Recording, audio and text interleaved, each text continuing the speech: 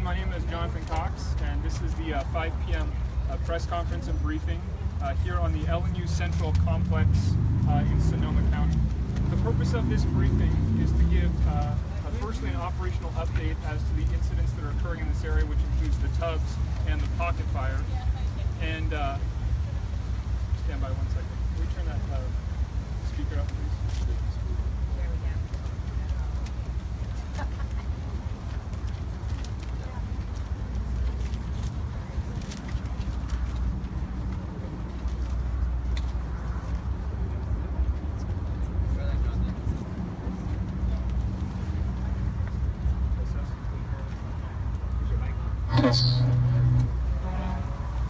All right, there we go. You can turn it down a little bit. Thank you. I'll start again. Welcome to the 5 p.m. press and media briefing for the Central LNU complex, which includes both the Pocket Fire and the Tubbs Fire.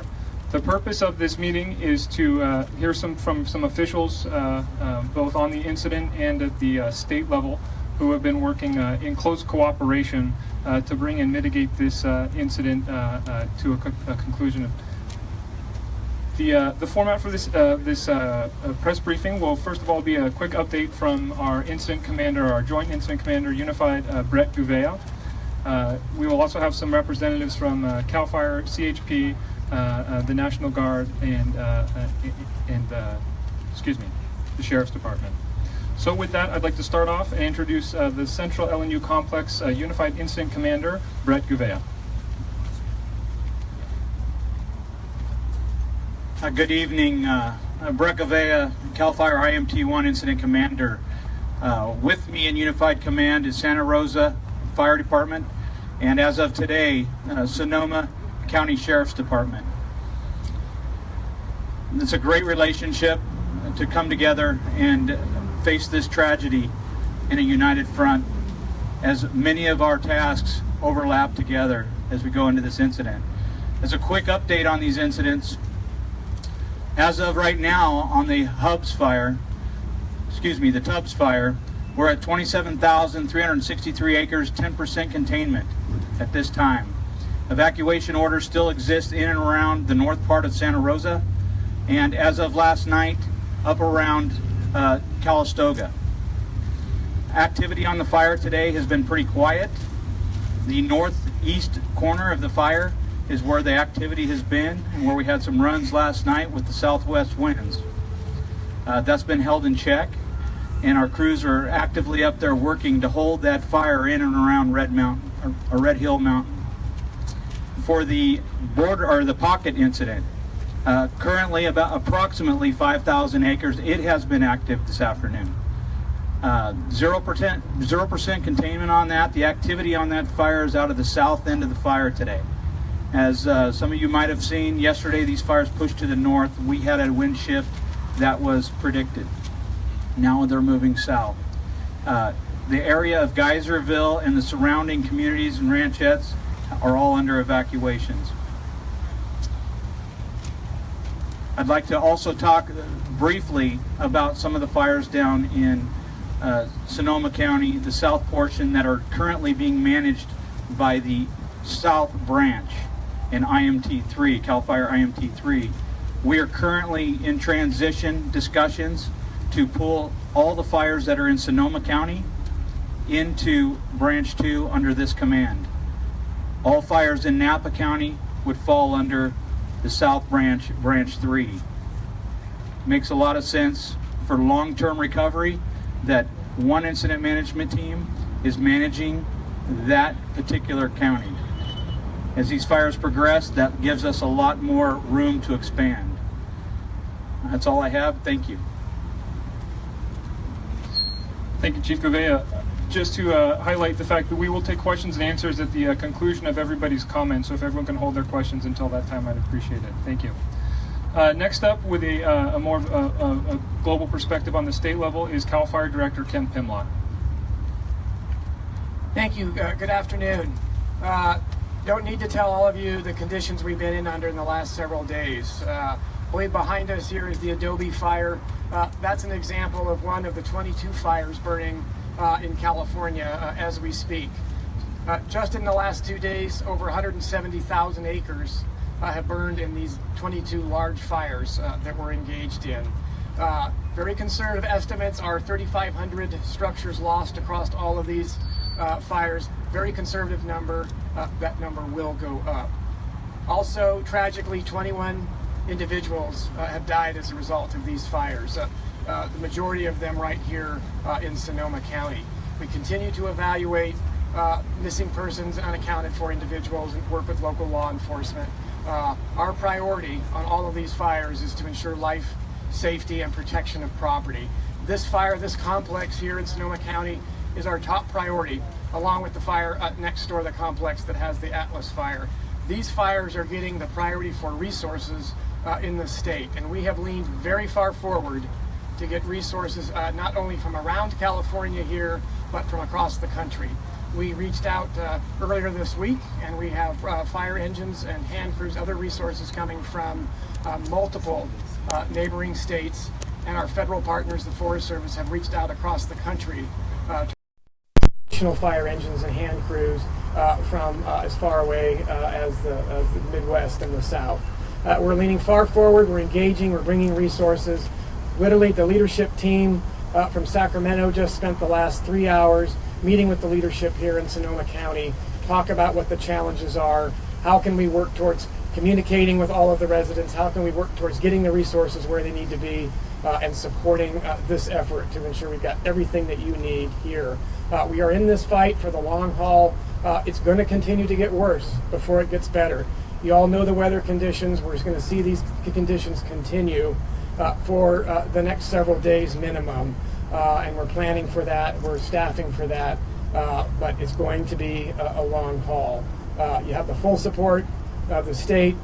We're engaging, obviously, federal partners in resources, and we are accessing our local government partners. There are almost 1,000 fire departments across California, from San Diego to the Oregon border. Hundreds of those fire departments have firefighters, fire engines, and resources on these and the many other fires, and we're depending on that. So again, we're here from Sacramento, from representing the administration to provide the tools and resources necessary to support the efforts going on here. Thank you. Thank you, Chief. For more localized information, we now have the Sheriff for Sonoma County, Sheriff Giordano. Thank you. Good evening. I have a few updates for you, what's going on, but let me start with this. Enormous event. Sheriff's Office job in it is evacuations, scene security, and finding the missing people. So that's where our focus has been. Life is what it's about right now, so evacuations are still going on. We have 300 law enforcement officers working right now in this county, and they're from all over the state, so a lot of resources poured in to do that. We were able today to work on the missing person list some more, so I have a new set of numbers for you. 600 total reports of missing persons, and the reason that number's dropped and gone up again is that we had a lot of duplicate reports. We've cut through the duplicate reports, and we're down to, so in essence we had 3 pieces of paper and 3 phone calls on one person, so we were able to cut that down. So as best we can tell now, we're at a total of 600 reports. 315 of those people have been located safely, so they are not hurt, they're just communication breakdowns between families and put somewhere else. A lot of those were found with detectives making phone calls, tracking people down, trying to find those missing people. We're working them like individual cases. There's still 285 on our missing list that we're looking for. We also, what we're doing now is working those missing people backwards to the point where if we can't find them, we're trying to get to their house and trying to find if they are still there, doing the recovery part of the job that we don't want to do, but it's going to be part of this. So that's the status of that. I want to add a couple more things. Nixle, we've talked a lot about Nixle. I said earlier today that we have Nixle voice alerts going out to landlines. That is almost on now. It'll go out in English and Spanish. It'll help us be more effective in the communication. And I want to clear up a bad rumor. There's a rumor out there that people are checking immigration status in shelters, and that is not true. Shelters are asking for names because they want to identify the people that are coming into the shelter. Immigration status will never be asked of you, and they're just trying to identify who's coming in their shelters, and it's a really important piece of the puzzle. So my final message is, this is about saving lives. If you're in an advisory area or you're in an evacuation area, please leave. let's get everybody through this safely and put the county back together. Thank you. Thank you, sir. Next up, we have the State Director for the Office of Emergency Services, Mark Garducci. Thank you. Well, first of all, let me just express our heartfelt sincerity and condolences. This has been a tremendous event, and the magnitude is extensive, and we're going to continue to be working with you and now and throughout the recovery process. The Office of Emergency Services responsibility is really to coordinate the overall efforts from the state and the federal government in supporting Sonoma County and the communities that have been impacted by this event. Currently, we are coordinating a lot of the mutual aid, fire and law enforcement, emergency medical, emergency management from throughout California in support of all of the efforts here. In addition, you'll hear shortly from the National Guard and Highway Patrol some of the efforts that are being coordinated with them to provide additional resources. Beyond the resource coordination and providing the all the different assets, the one thing that happened early is the governor did proclaim a state of emergency for this area. Which opened up a lot of additional resources and cleared the way of any regulatory impediments or issues. It also opened up funding streams to be able to support Sonoma County and the communities in their recovery and their response operations. In addition, the governor did make a request of the president for a major disaster declaration, which was granted yesterday by the White House. And that'll be significant in that it'll provide additional federal assets and resources to help clean up the community and help citizens in their recovery process as the time goes on. In the coming days, we'll work closely with the local authorities to establish some information and assistance centers that the community can come to and be able to get more information on those various programs. In the meantime, we will continue to support whatever the needs are of the county and the communities, particularly in the shelter operations with food and water and cots and other kinds of relief materials that are necessary, and any other gaps that may be required by the county to be able to meet the immediate needs of the response operations throughout the coming days. So OES is going to be here for the long run. We're here with all these resources, and we'll continue to stay engaged in the coming weeks. Thank you. Thank you, Director Garducci. Next up, with an update from the National Guard, we have Major General David Baldwin. Good evening. The California National Guard is supporting Sonoma, Napa, and Solano counties with a broad spectrum of military support and capabilities, ranging from manpower to assist in evacuation centers, to security and transportation, to aviation resources, and then very sophisticated high-end surveillance platforms that we're using to assist CAL FIRE with fire mapping and FEMA and CAL FIRE with mapping damaged structures and destroyed structures for recovery.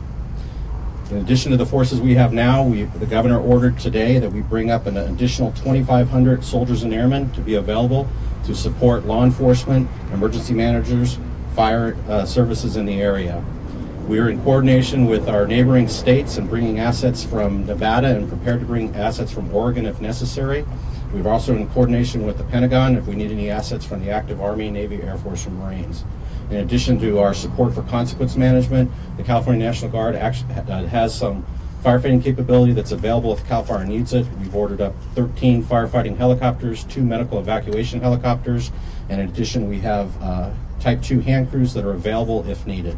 Thank you. Thank you, sir. We have one additional operational speaker before we get to 3 local council people, and that would be Acting CHP Commissioner Warren Stanley. Thank you, and good evening, everyone.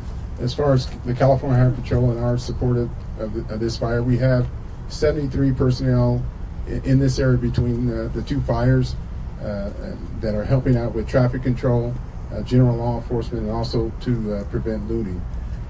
Just about an hour ago, we made a plan, and we are moving in 100 additional officers into the area to help out with evacuations if needed. So they will be showing up to this area very shortly. Just briefed the sheriff on that, so we'll have those personnel in place just in case we need them. Additionally, on the first night of the fire, 2 of our helicopter rescue units, one here in the area from the Napa Airport and one from our Air Operations Unit in Redding, they rescued 44 people from the fire. 44 people, 5 dogs, and I believe 1 cat that they were able to rescue when people came out and they brought their pets and animals with them. So we are very happy that we were able to provide that support. In the coming days, we'll be reevaluating to see what's needed in the area at this fire and other fires. But I just want to say one thing. In the areas around the fire, and then we all know that we can see Highway 101 is open. I would just ask, unless you absolutely need to be in the area, stay away from the area so we can keep the roadways open, can keep them moving, so our fire personnel, our law enforcement personnel, and our other personnel who are providing services to this emergency, they're able to get in and get out very easily and get their equipment in and out. So thank you very much for your time. Thank you, sir. From the County of Sonoma, we have Chairwoman Zane. Thank you. Also, my colleagues will be offering some information as well. So first of all, I want to say, I want to stress what the sheriff said. All people should show up regardless of whether you're a documented immigrant to our evacuation sites. We are there to serve you. My heart goes out to every person that's affected by this disaster, and I know that many emergency personnel and their loved ones have lost their homes, and yet they're still showing up to serve our community. Our emergency personnel are working around the clock to provide information to the community, and a few key places to find information include the Sonoma County Sheriff's Office, Nixle, SoCalAlert.com is another good way, and also the EOC hotline, which is 707-565-3856. Many of our evacuees had to flee their homes with little time to prepare, and so if you didn't bring your medications when you've evacuated, the pharmacies are open to assist with filling prescriptions. A full list of pharmacies is available on our county website, where there is a lot of information. We're also offering mental health services at many of the evacuation centers to comfort our community during this difficult time, as well as geriatric care managers. We know that many of you are unable to find a loved one. The American Red Cross also has a Safe and Well website that allows you to register when you're safe. And if you're looking for someone, you can also, again, call the EOC hotline, 565-3856. I'll repeat that, to file a missing person report. If you're in a safe place and not in a mandatory evacuation area, please stay there. We want to keep our roads for emergency personnel open. And now I'll hand it over to Supervisor Rabbit and Supervisor Hopkins, who have additional information. Thank you very much, and appreciate everyone being here and everyone behind me. The resources and the logistics here are incredible. I just saw a strike force team, I believe it's from the state of Oregon. I can't say thank you enough to everyone for helping us out. As we go forward, we are in the process of setting up a local assistance center. LACs, as they're called, are staffed by local, state, and federal agencies, as well as nonprofit and voluntary organizations. The LAC provides a one-stop facility where you can access all available recovery programs and services, and this can include replacing important documents such as driver's license, social security cards, assistance with insurance, and streamlined permitting, as well as many other services. And we hope to have that up very soon, and we're going to put that in convenient locations for all those that have been evacuated. And I'm going to turn it over to my colleague, Supervisor Linda Hopkins. I just want to say that I am absolutely honored to serve with a number of stellar representatives who are coming together. We have local, state, and federal agencies, elected officials, and staffs working together around the clock to protect lives and properties. With that said, when you're facing a disaster of this magnitude that is unprecedented in our county, we will need all the help that we can get. And so I am asking you to open not just your hearts to the victims of the fire, but also your homes and most importantly, your wallets. We have set up a fantastic collaboration with Redwood Credit Union, which has created the North Bay Fire Relief Fund. I would encourage you to give until it hurts, because there are a lot of people who are hurting right now. And if you are lucky enough to have a home, please consider donating to those less fortunate. Thank you, Supervisor. And thank you for everybody who's working so closely hand in hand to mitigate this situation. I know we do have a large contingent of representatives from all agencies and government organizations. And instead of doing the two-step shuffle to get everybody up here for the right questions, what we're going to do is break out. And if you have a specific question for a specific individual, which you may, or you have a deadline to meet, please go ahead and do that. I just want to end with all official information for this incident can be found online at fire.ca.gov and on social media under the CAL FIRE accounts. And that information is kept up to date as the information comes in throughout the state. That concludes this press briefing. Thank you very much. Can you just clarify the missing people? Is that just in Sonoma County? It's just in Sonoma County.